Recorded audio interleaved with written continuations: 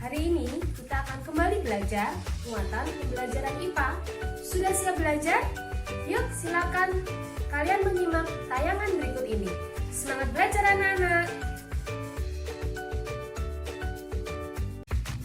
Kita akan belajar IPA tema 1, subtema 1 tuh, hewan dan alat geraknya. Yang pertama, kita akan belajar mengenai hewan ikan atau disebut dengan Pisces. Pisces bergerak dengan menggunakan siripnya.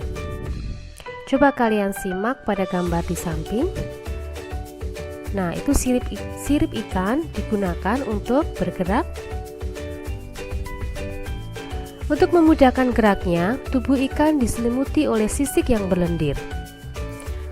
Alat gerak aktif ikan berupa otot bersegmen atau yang disebut dengan miotom. Sirip pada ekor ikan berfungsi sebagai kemudi, dan pada siripnya terdapat juga tulang rangka yang disebut dengan radialia atau jari-jari sirip. Nah, coba kalian simak pada gambar.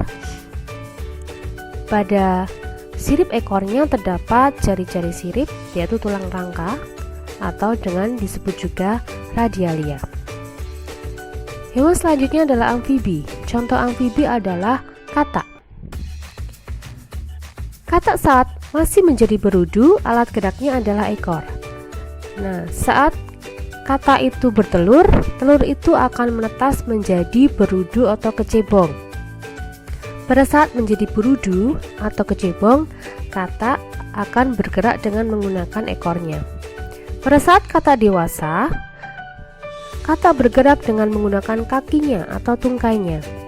Tungkai belakang katak sangat panjang dan memiliki otot yang kuat. Selaput terenang pada kakinya digunakan untuk berenang.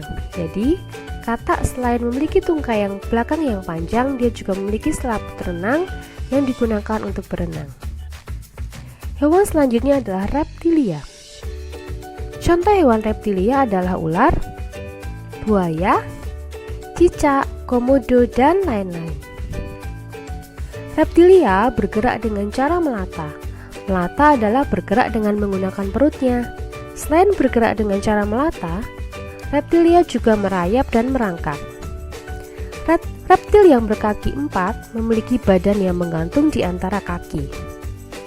Kaki tersebut berguna untuk menopang seluruh tubuhnya sehingga memiliki keseimbangan yang lebih stabil sehingga dia bisa bergerak dengan lebih leluasa.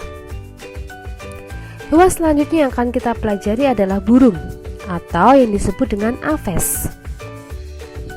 Alat gerak burung adalah sayap, digunakan untuk terbang. Struktur tulang sayap pada burung memiliki rongga yang ringan dan otot yang kuat sehingga memudahkan burung untuk terbang. Burung mengepakkan sayapnya dari atas ke bawah sehingga tubuh burung akan terdorong ke atas. Nah, anak-anak, hewan selanjutnya yang akan kita pelajari adalah mamalia. Sangat banyak contoh hewan mamalia. Mamalia adalah hewan yang menyusui dan melahirkan. Contohnya adalah harimau, beruang, gajah, monyet, dan masih banyak lagi. Alat geraknya adalah berupa sepasang tungkai depan dan sepasang tungkai belakang. Ada juga jenis mamalia yang tungkai depannya termodifikasi menjadi sayap sehingga dapat terbang, misalnya kelelawar. Nah, coba kalian lihat pada gambar di atas. Jadi, contoh mamalia yang bisa terbang adalah kelelawar. Selanjutnya yang akan kita pelajari adalah serangga atau insekta. Contoh serangga adalah belalang, kupu-kupu, nyamuk, lalat, dan capung. Alat gerak serangga berupa sayap dan 3 pasang kaki. Jadi serangga bergerak dengan cara terbang dan melompat. Hewan selanjutnya adalah bintang laut. Alat gerak bintang laut adalah kaki tabung yang bergerak menggunakan sistem vaskular air. Coba kalian lihat pada gambar di samping. Jadi pada bagian bawah bintang laut ada kaki tabung yang digunakannya untuk bergerak menggunakan sistem vaskular air. Selanjutnya kita akan belajar tentang cacing atau disebut dengan vermes.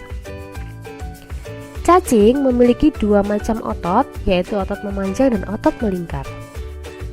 Cacing juga mempunyai struktur yang membantu pergerakannya yang disebut dengan seta. Fungsinya sebagai jangkar agar lebih kokoh melekat pada tempat bergeraknya. Jadi seta membantu cacing untuk bergerak dan memudahkan cacing untuk berpindah tempat. Hewan selanjutnya akan kita pelajari adalah siput.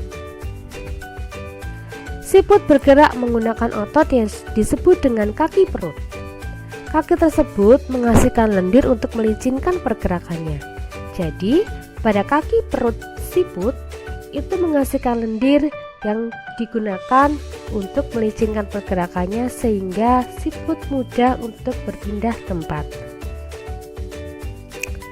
Nah, anak-anak, itu tadi pelajaran kita tentang hewan dan alat geraknya.